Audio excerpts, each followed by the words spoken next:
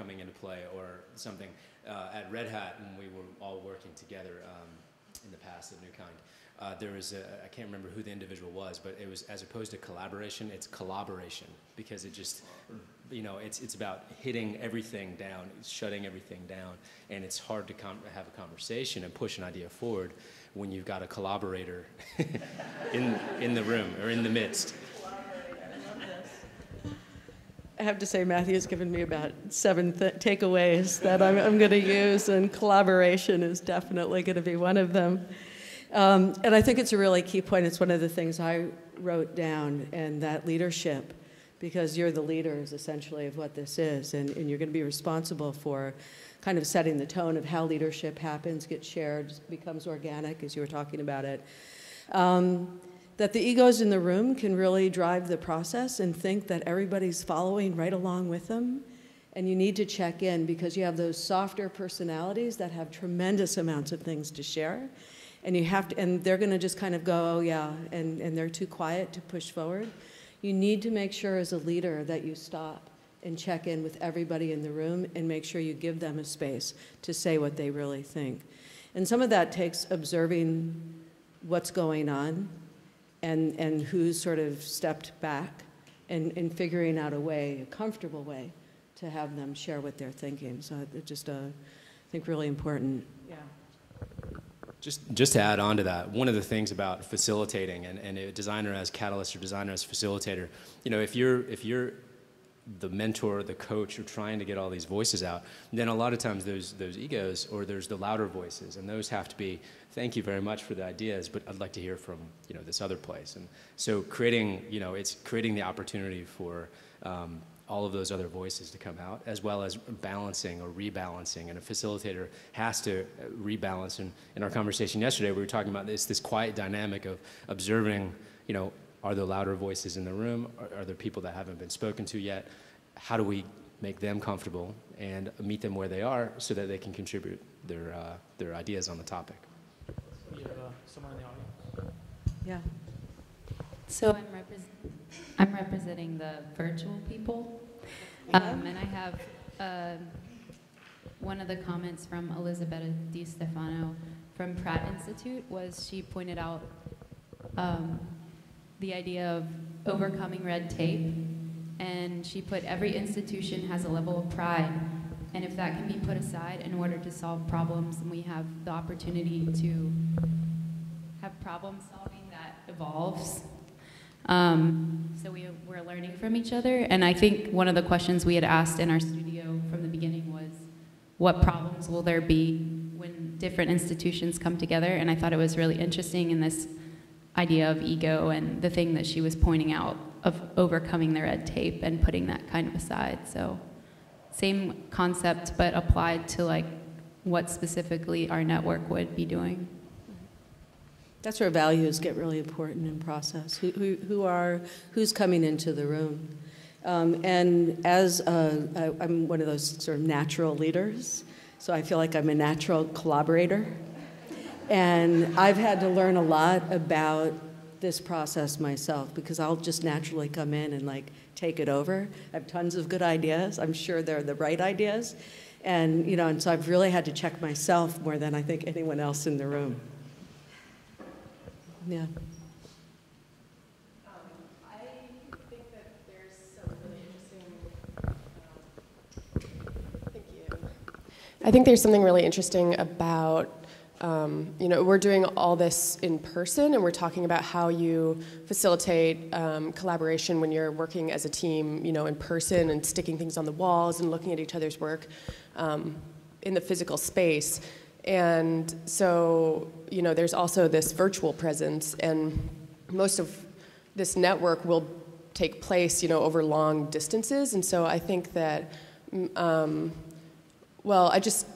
think that it's interesting to think about how to, get people into the conversation when, they're far away and you're not physically observing.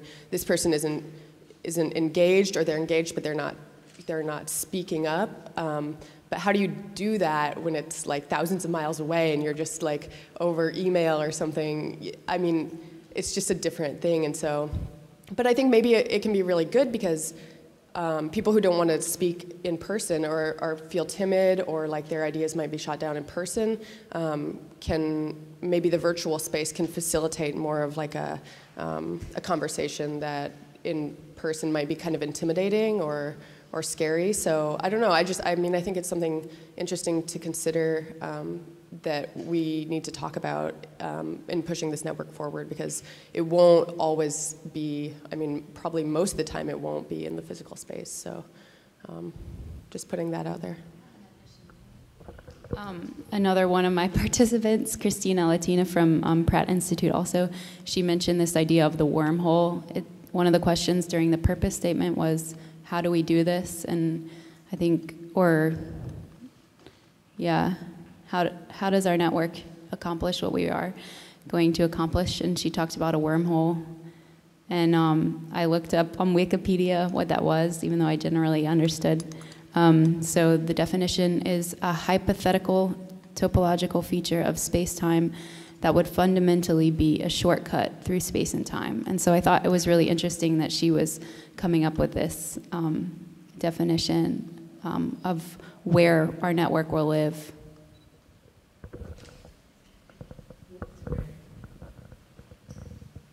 Terrific. Does anyone have any ideas about how you might essentially operate in the virtual space? Any just quick thoughts around that issue?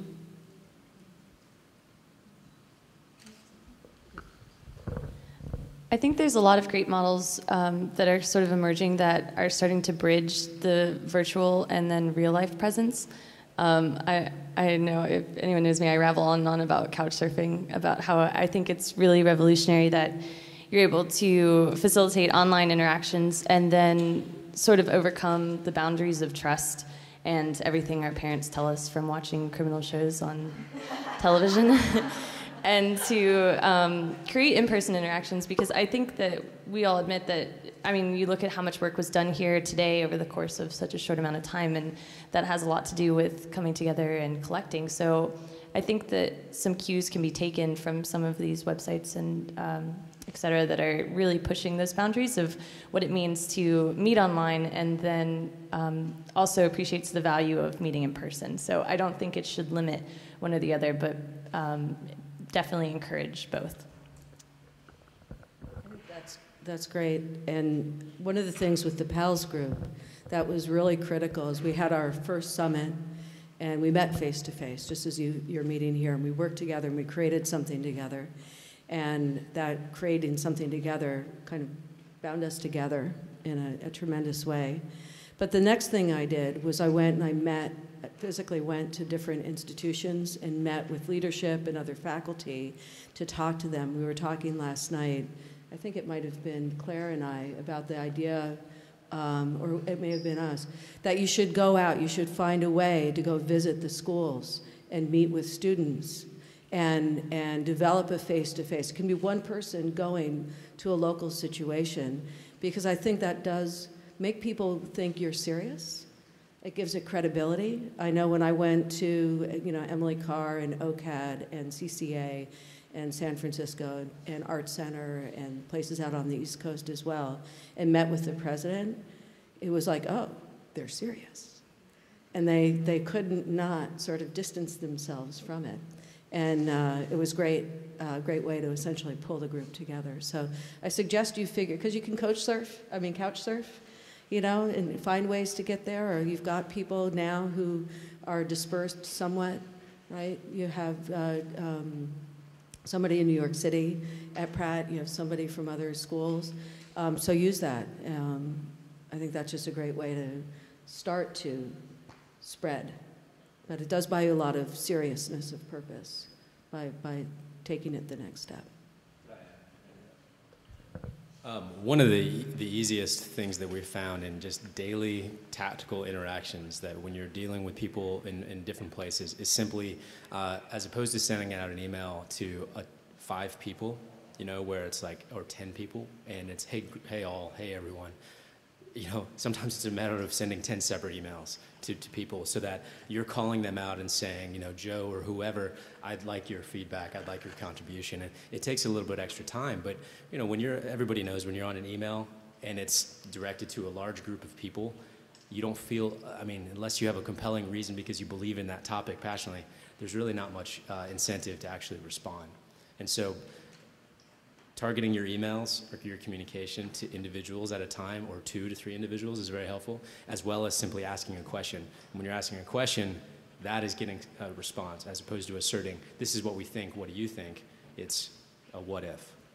Yeah, and I would add, and how's your dog doing after its surgery? And, something so it's not just replace Joe with Fred, because I've gotten emails to Fred,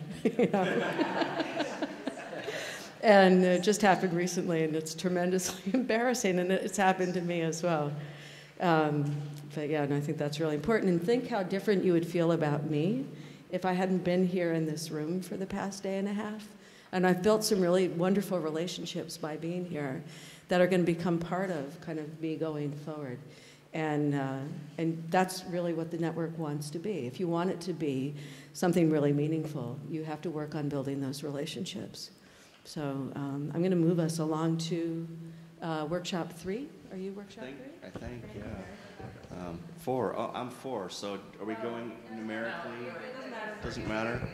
All right. So I was in Rebecca's rapid prototyping, modeling, concepting, whatever you want to call it.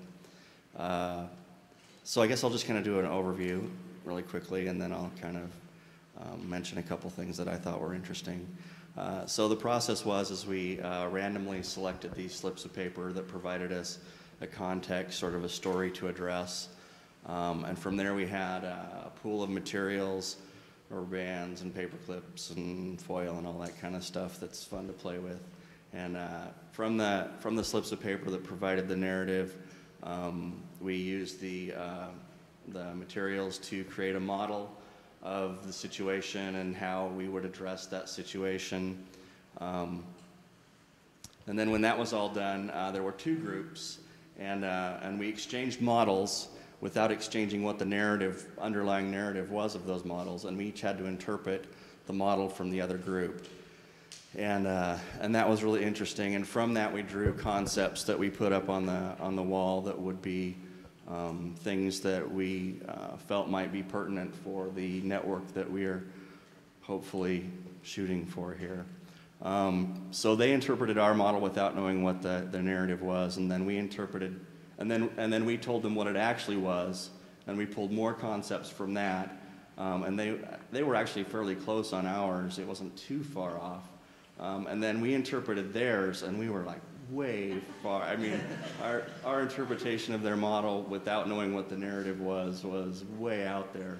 But it was really good. It was really good that we had sort of this like Rorschach almost sort of test for designers using concept maps. And then they told us what it was, and we pulled more concepts. And we made this list up on the wall of features and concepts that we felt would be valuable for creating this network. One really interesting thing that, let me just I'll do it linearly. I'll start from the beginning. I thought that the development of the narrative by selecting the 3 slips that sort of made this random narrative, I thought was really interesting, an interesting way to launch it so it wasn't like, canned sort of like narratives that happened. So there was this randomness that happened in the beginning. And then I was in a group with Tom and Nancy, who's not here, and we struggled a little bit. And one really interesting thing that happened, I thought, with us was that we were struggling a little bit, and then Martha stepped in and just sort of out of the blue and stirred up the pot. And that was really a good thing to have happen, and it wasn't planned, but it was really good that happened. So I thought that was a nice surprise and a really effective thing to kind of help our group kind of keep moving towards something that would be of value. Another thing that's really good, I think, just in concept in this, in rapid prototyping in general, is just the playfulness that goes on with that, and the level of abstraction, because as graphic designers, we tend to think in a very 2-dimensional sort of space. You know, we use the Post-it notes and we use markers and all this stuff. So to like be able to just play with this stuff in a very abstract, three-dimensional sort of way, I think there's a lot of value to that, and there's a lot of ideas that you can pull from that you might not get from concept mapping and the way that we tend to think two-dimensionally. So that's my spiel. It is a great synopsis, and I think that adding the element of play, and you'll see on everything I do, remember, have fun, right? It adds that fun element.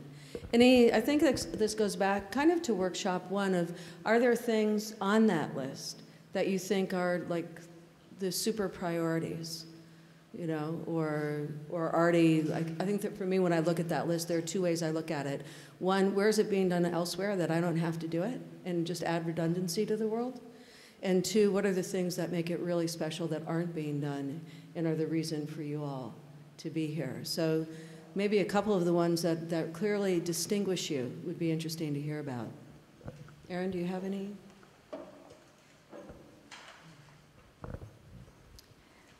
Well, I was sort of on the outside observing this particular workshop, but one of the things that seemed to be a theme in the groups that I was hearing talk was about a different view of the way that we practice, and maybe sometimes, especially from the student perspective, you can really be like in your institution, in your particular studio or your particular year.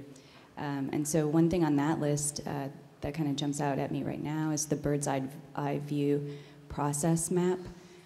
Seeing process, and I do think that that's one thing that perhaps is not being done out there yet, at least not that I know of, and certainly as I work and collaborate with other people, that's one of the main things that I'm interested in seeing is how other people work, how other people evolve or push forward their ideas, and so that's the one that pops out to me.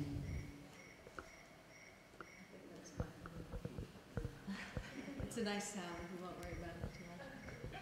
I think that's a really great point. One of the things with working in sustainability with a large community like I am with Pratt is how do we show, because it's hard to know where we are. It's sort of like building Chartres, you know, the cathedral in France.